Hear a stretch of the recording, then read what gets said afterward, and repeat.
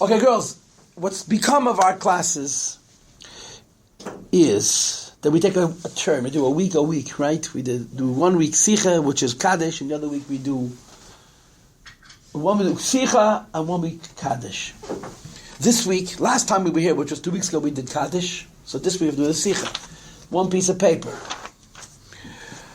I'll get straight into it. One of the comments that one of the girls wrote is, Rabbi Paltiel's classes are very good, but he spends much too much time talking about irrelevant things. So let's not talk about irrelevant things. So we're in the middle of a story. The story is Exile and Exodus, right? Megazul, from exile to redemption. This is the topic. In other words, we're learning the narrative of the Chumash, the story of the Chumash. And we did the Avos, the patriarch, the matriarch. We did Yosef and his brothers. And now we're going from exile to redemption. And so we did the Ten Makis. We did Moshe Rabbeinu. Hashem introduces Moshe Rabbeinu to the Jewish people. Hashem introduces himself to Moshe Rabbeinu, and so forth. We did the Ten Makis. And we even did Korban Pesach. We did Korban Pesach. We spoke about midnight and the nature of the miracle of the redemption. We talked about the idea that there are many things happening in this story, and amongst the things that are happening in this story is Hashem isn't just technically taking us out of Mitzrayim. He's educating us. He is, in quotes, for lack of words, revealing himself to the world. Hashem reveals himself to the world in these miracles. And I think, if you will, the issue that we have with God and God has with us is that God expects us all to remember. And we would prefer an additional reminder. I'll tell you how I mean it. Hashem came into this world, and over the course of 15 or 18 months, he performed a battery of miracles, a whole chunk of Nisim, broke the laws of nature completely. He expects us to remember that. It happened 3,500 years ago, yeah, but he expects us to remember. And we say, excuse me, I want once a week. Once a week, make it regular. And of course, the discussion, the way the duality of it goes is we say we want to have it once a week because we forget. We especially forget when you consider the fact that it's generations. Nobody alive today saw those miracles, right? We're the children of the children of the children of the children of the children of the children of the children of the children of the children of the people who experienced those miracles. So what do you want from me? I wasn't there. I didn't see it. And the Abisha says, okay, you listen to your parents. Get the story, get the message, know what happened. And I meant you. I didn't just mean them. And of course, there's the additional aspect. The additional aspect is, it's really not about God. It is about us. It's really not about him. It's really about us. In other words, every time Hashem performs a miracle and reveals himself in the world, and we say, yippee-doo, it's wonderful. But it diminishes, it takes away from what the Eibishter is interested in, which is our effort and our work and our growth and our maturation. It's not about Hashem. It's not about Hashem performing miracles. It's not about Hashem showing off.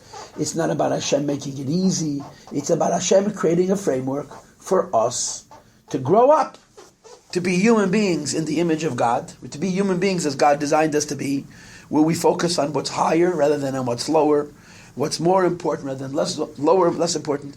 And of course, ultimately, we push ourselves. We don't live for things. We don't live for pleasure and power. We live for purpose and work.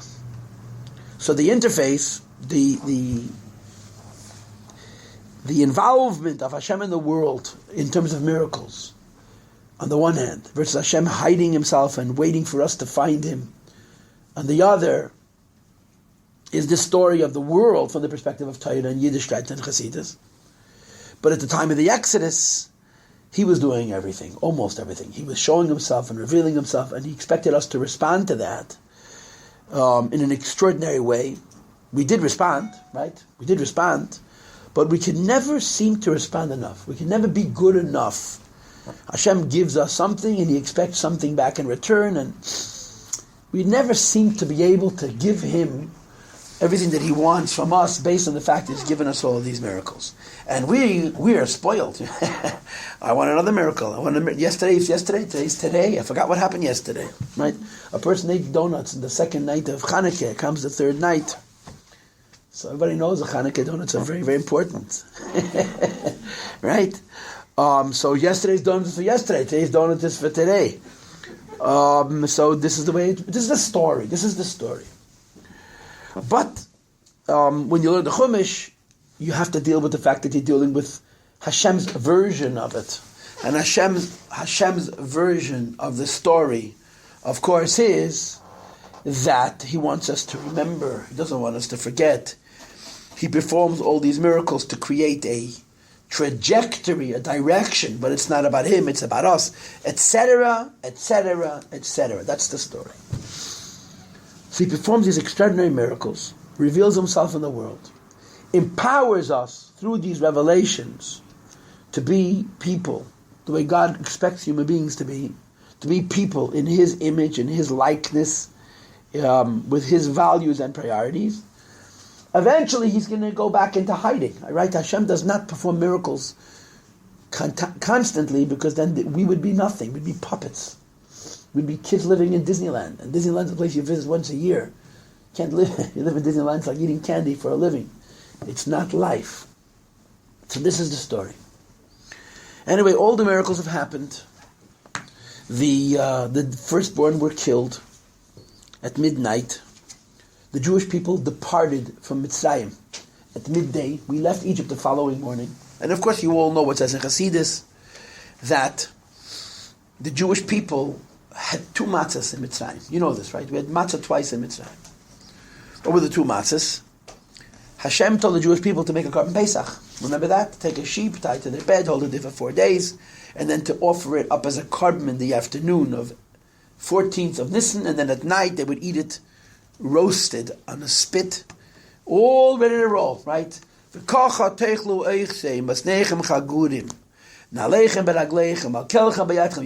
all your belongings, you put on your traveling clothes, you girdled your waist, you're wearing your walking shoes.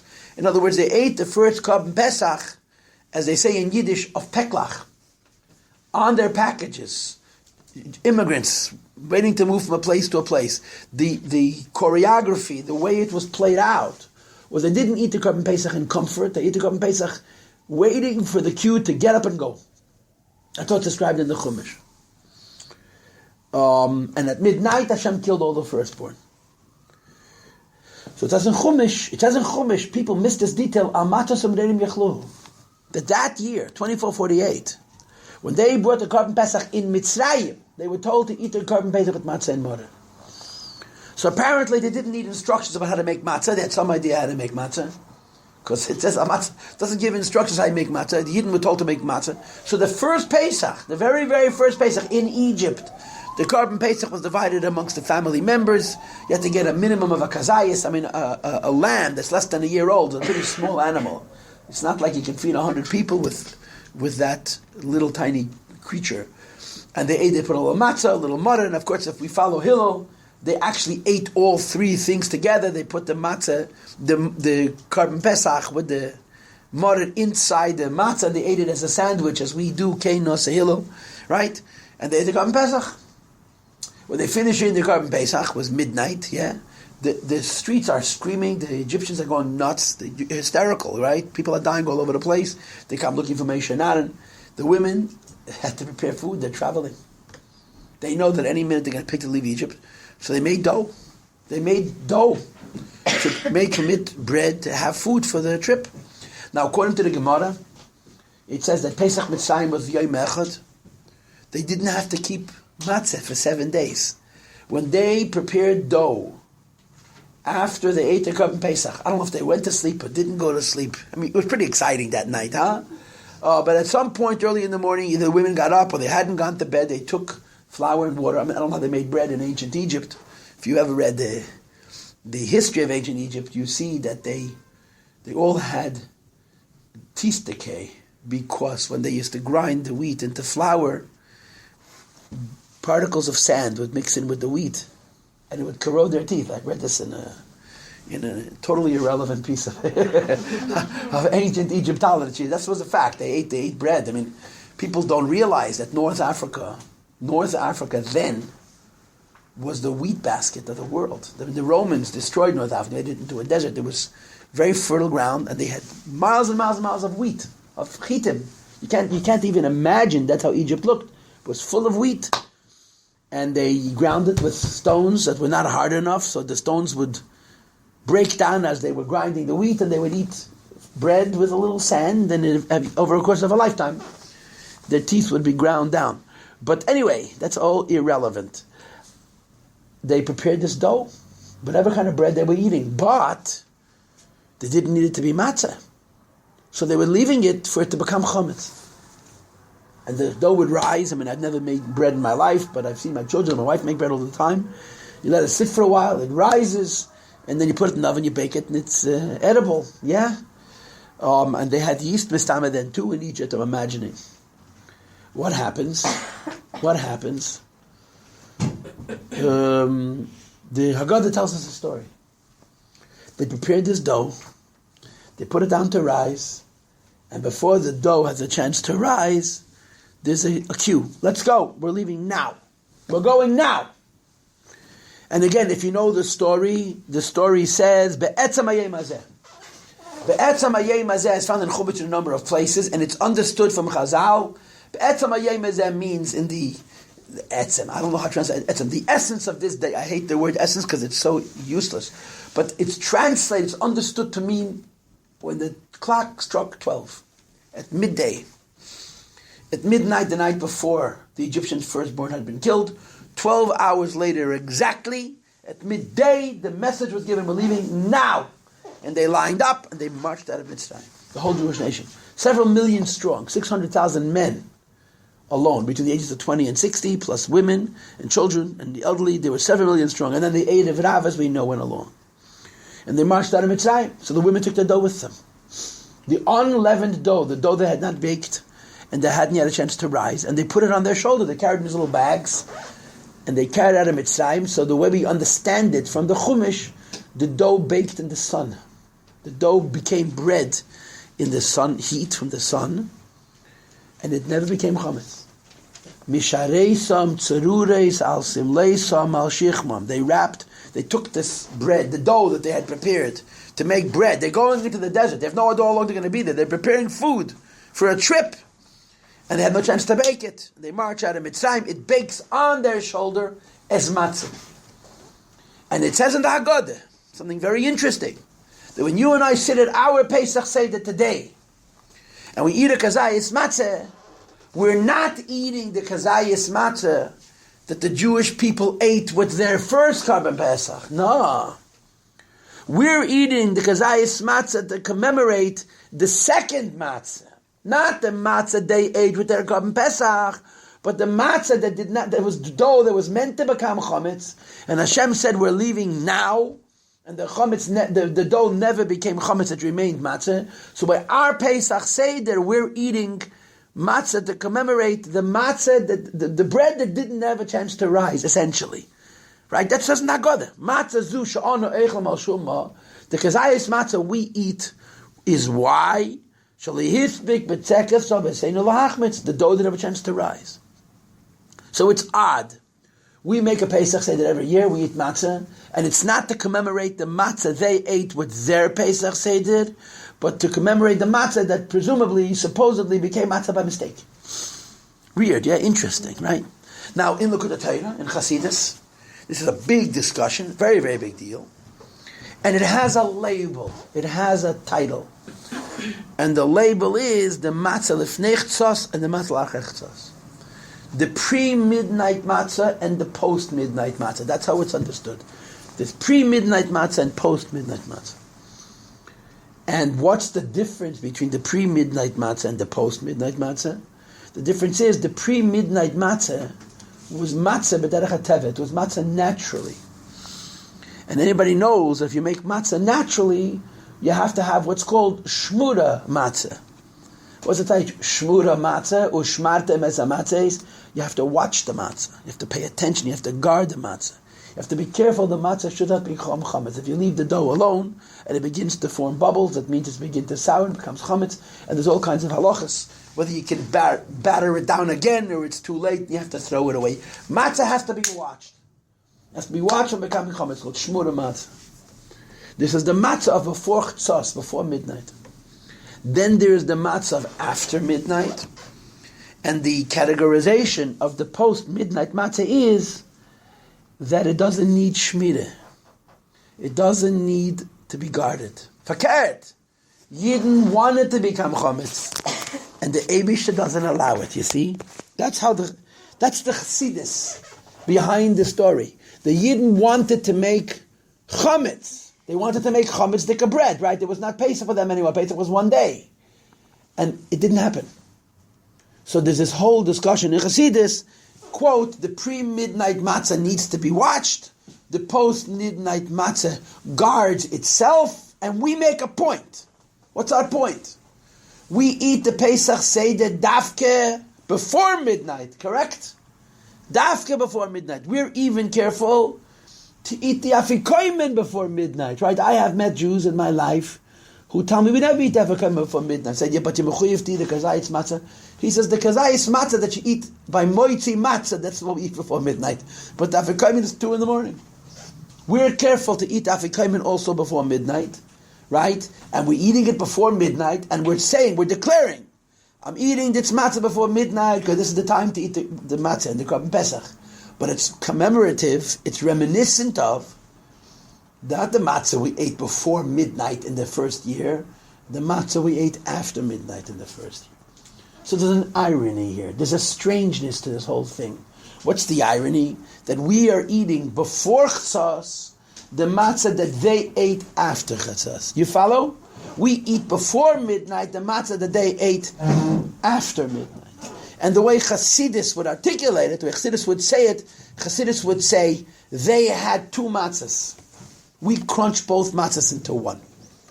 They had matzah that needs to be guarded and matzah which is self-guarding.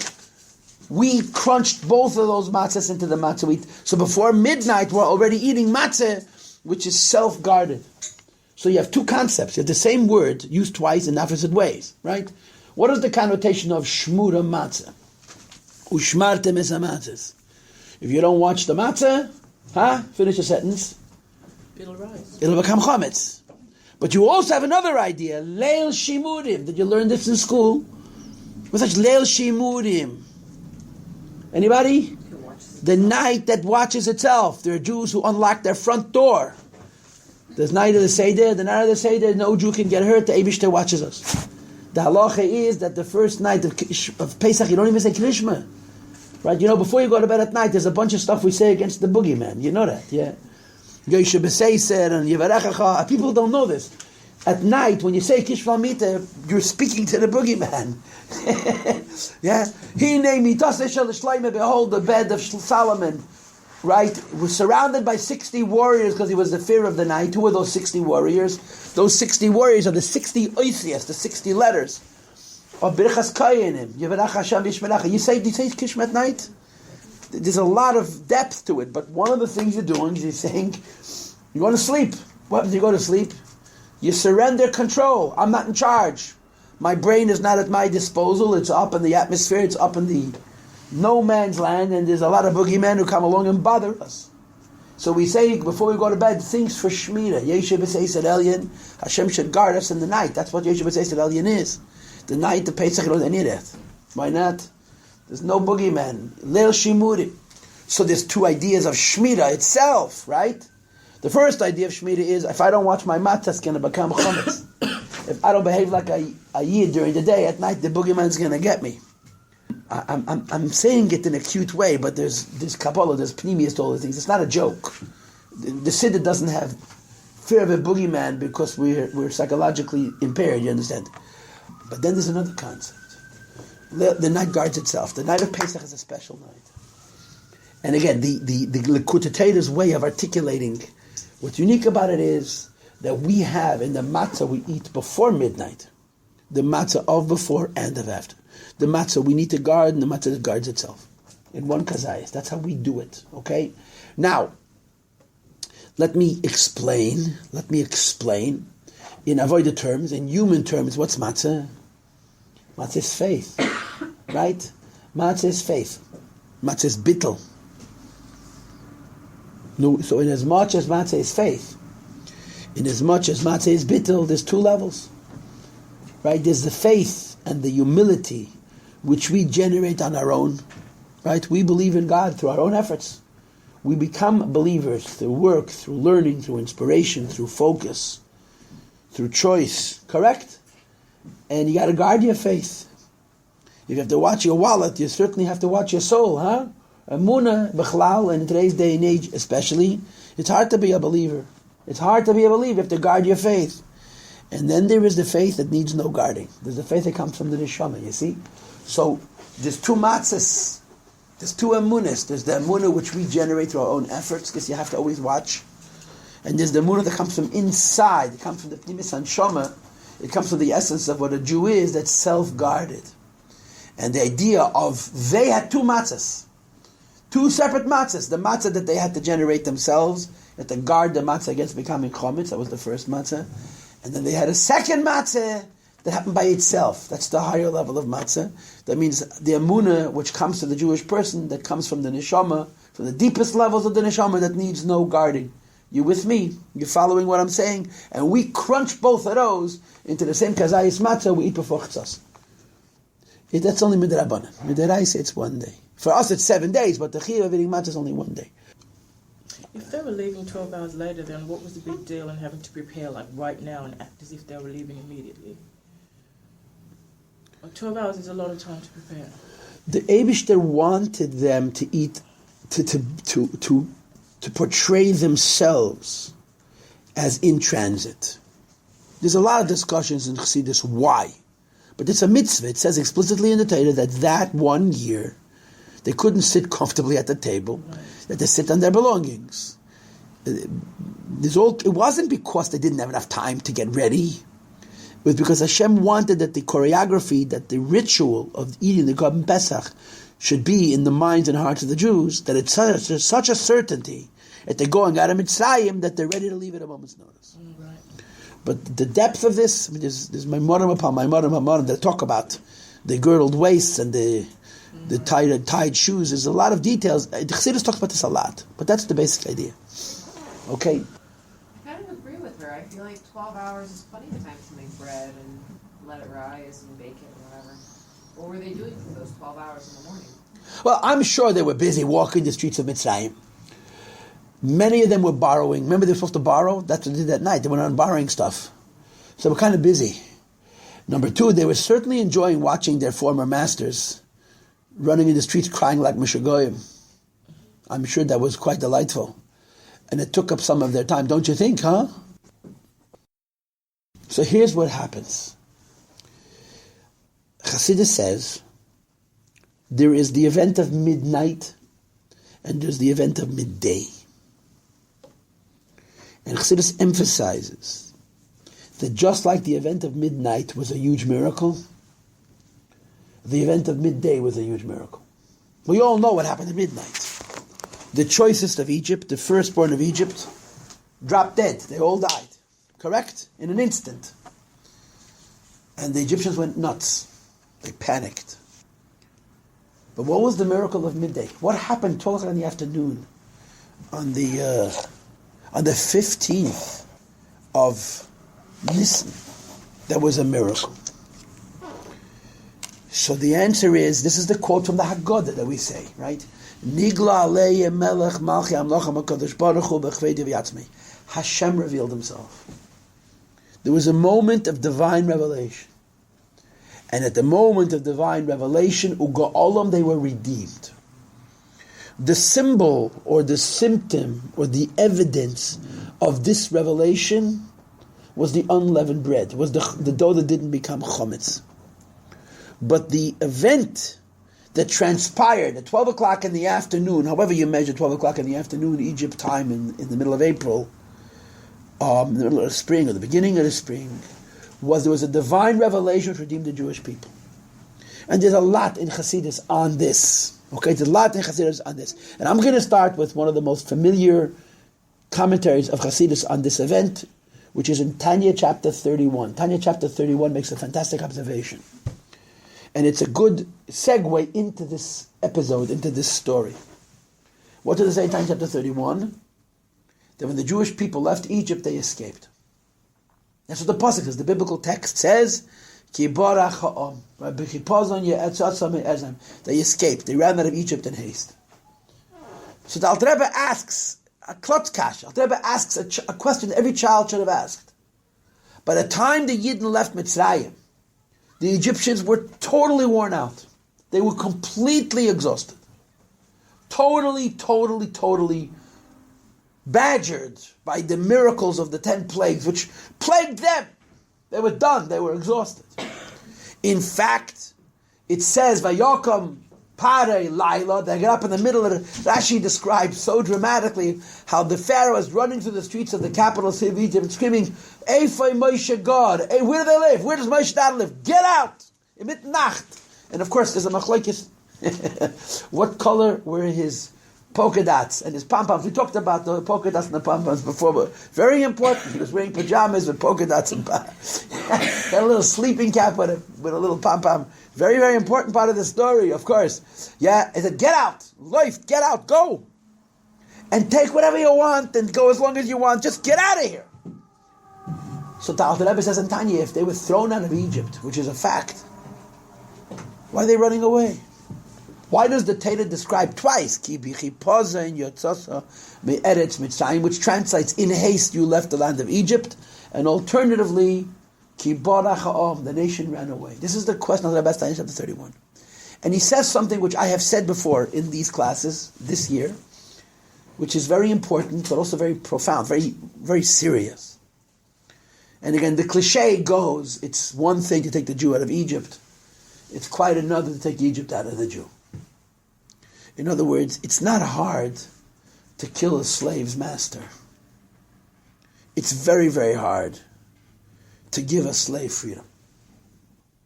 Because one is a physical thing and the other is a spiritual and a psychological thing.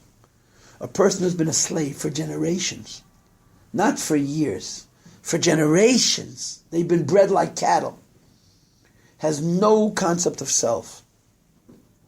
And they certainly have no concept of self-governance, of self-responsibility, of choice. And of course, choice comes along with responsibility.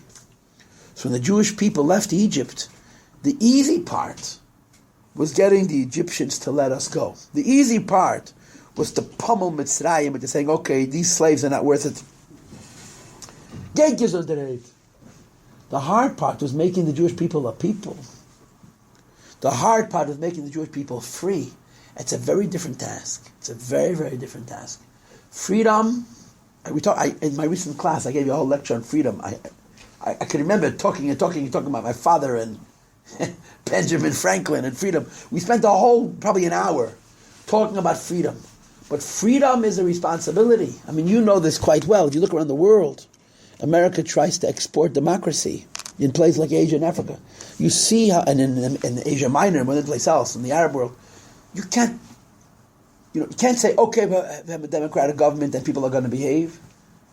You have to earn freedom. The idea that you have a society and a civilization that's not ruled by a dictator, by a king, by a power man or woman, but instead that the people have responsibility for themselves. You can't give that to people. They have to learn it, and it takes generations. It takes a special kind of person to appreciate the responsibility that freedom brings. So whenever we export democracy to other parts of the world, it crashes and burns. They're not ready for it. Democracy is the best political system man ever invented. It's a pretty pathetic system, but it's still the best man ever invented. You can't come to a place where people have been dictated to by kings and by power rulers and say, okay, from now on every person votes. They don't understand it. They don't understand it. They're not used to it. They need to be pushed. It's a process. So the Chazal say, Alter Rebbe says in Tanya, the Jewish people were the same way. Going out of Egypt was so frightening to the Jews. We all know this from Chumash Rashi. Most of them didn't want to leave. What are we going to do? Who's going to give us our stupid rotten fish and our inedible bread that they lived on? They were slaves. They were not just slaves in their body, they were slaves in their mind and their heart. So Hashem gave him freedom. Hashem gave him freedom. So it says in Chassidus, that's the miracle of the afternoon of the 15th of Nisan. Hashem revealed himself. Nothing happened on the ground. People didn't die. People were not born. There was no spontaneous supernatural event that you can point to. But at that moment, the Jewish people got power to be free. They get power to own themselves, to take responsibility for themselves. How? Hashem gave it to them. And that's the meaning of the words. Nigla aleihim. He revealed upon them. Melech malchei amlochem HaKadosh Baruch Hu b'chved matzmei. God himself to the Jewish people, Ugaolam, and he redeemed them. But you have to translate the word Ugaolam means he gave them freedom. Or to say it more profoundly, he made them free. You understand? And that's a much more difficult task. So the Alter Rebbe says in Tanya Patav Perek in Lamed Aleph, in chapter 31 in Tanya, that the Jews ran away from themselves. They ran out of Egypt not because they had captors, not because they had masters, but because they knew that they were not free. They knew they were slaves. I don't mean slaves to somebody. They just had they didn't own themselves. They didn't know what freedom was. They had been slaves for so long. And all of a sudden they felt the power to be free. All of a sudden they felt the power to govern themselves. And they realized that it was a gift from God. So they ran out of Egypt before the inspiration would pass. I'm going to say that one more time, and this time pay close attention. They ran out of Egypt before the inspiration would pass. They knew that the freedom that they feel, the empowerment of freedom that they feel, which of course is the empowerment of responsibility, is from without them. It's not them, it's the Eibishter. So they grabbed it and they ran with it before it can go away. Alter Rebbe says in Tanya, it's such a great insight. They ran away from themselves. They said, we want to be free, we want to be the nation of God, we don't want to be slaves to the Egyptians. But we also know that we're not ready for it. Right now, I feel like I'm empowered to be free. I'm going to run out of Egypt. So that if tomorrow, or in an hour from now, or next week, I start to question myself, and I start to doubt my place in the annals of being free, it'll be too late. I'm out of Egypt. I can't go back. So they ran away from themselves. This is what Alter Rebbe says in Tanya Perek Lamed Aleph. It's one of the most poignant few lines in Tanya, really. The Jewish people ran away from themselves because they were not ready for the freedom that they were given. And then the Alter Rebbe concludes, and that says in Navi, that when Mashiach comes, we're not going to run, we're going to walk very patiently. Now, I don't think we're going to take our time, but the point is we're not going to be afraid that when the lights go out, we're not going to want freedom because we will have earned the freedom over the thousands of years of our history and the thousands of years of our Golos. So when Mashiach comes, we're going to walk. Why? Because when the freedom is your own and not coming from God, you're not afraid that you're going to lose it. But way back then, over 3,300 years ago, they knew that the freedom was not their own. It was the Eibishter's. They ran away from Egypt before the inspiration would pass. This is the miracle of midday. That's how it's described in Chassidus. The miracle of midday doesn't have a record. What was the miracle of midday? What happened on the 15th of Nisan, in the year 2448, that constitutes a miracle that's equal to the miracle that had occurred 12 hours before, when the Egyptian firstborn all died and the Jewish people were given freedom? What happened? The night before was a huge miracle. It's what precipitated, it's what set up the ultimate exodus. We left Mitzrayim because the Egyptians threw us out. What happened 12 hours later, which is unparalleled with that? Nothing that you can identify. But spiritually, it's everything. Hashem revealed himself to the Jewish people and made us free. Made us free means in our neshama, in our mind, in our heart, we were freed from the mindset of slavery at midday. And that's the pshat. Nigla aleya melech malchei amlochem HaKadosh Baruch Hu b'chavei v'yatmei. Hashem personally reveals himself to every Jew individually, and he gives him freedom. And the symptom of it, the proof of this event, was the Matza that did not become chometz. It was a miracle that the dough didn't rise. There was so much time for it to rise, as some of you pointed out already. Why didn't the dough rise? It was sitting and waiting. Hashem didn't let it rise. Because risen dough that's risen, is on the one hand representative of not good things, on the other hand it's representative of reason. Reason is a good thing, but on Shavuos, on Pesach, you have to have faith. Simple faith. So the Eibishter did not let the bread become chometz to symbolize, to represent the idea that on Pesach we're at the level of Amunah. And the bread that they would eat would be matzah. But it was not the matzah that ushmartem es hamatzah, that you have to guard against becoming chometz, but rather it was leil shimurim, it was the matzah which is self-guarded. That's what happened at midday. So in the biblical narrative, you don't seem to see a distinct, a unique miracle associated with the Exodus.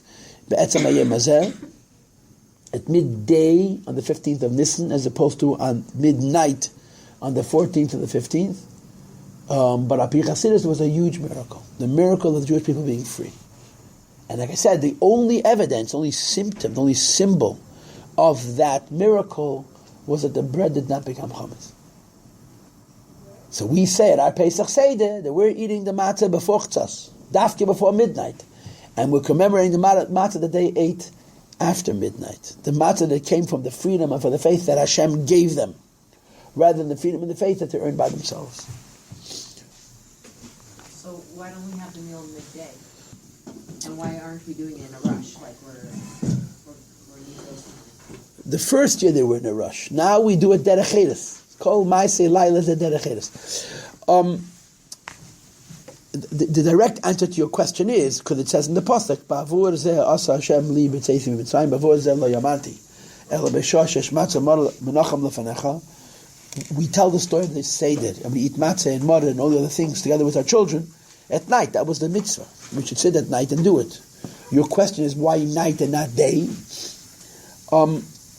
I'm going to give you an answer. I'm not happy with my answer myself, but it's an answer. The whole vort is that on Pesach, the night is like day. The whole vort is that the darkness is like light. That's what that day represents. So we do a dafke at night. And we say, that year they had to wait for the sun to rise. Once they went out of Egypt at midday, when the next Pesach comes, we have it before the sun rises. Before midday. There's an emphasis that now we don't have to wait for the next day for Yetzias Mitzrayim to occur. It happens right away. So we sell, the famous word that the 5 Tanoim sat the whole night and they learned until their students came and told them it's morning. Rabbi Seinu Agia Gizman Kirish Masha Shachris. So the question becomes, they couldn't see that the sun rose. So one of the answers, which is brought in Sfarim and Chassidus, is because for them that night was already day. They didn't see darkness.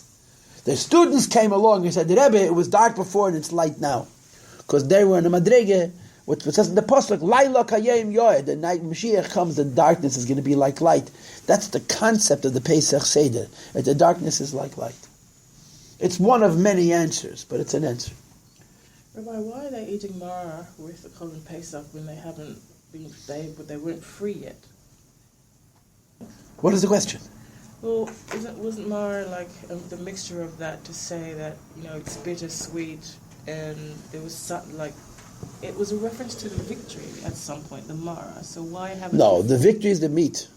The Mara is the reminiscence of what came before the victory. I want you to know, as a rule, reasons for mitzvahs are never the whole story.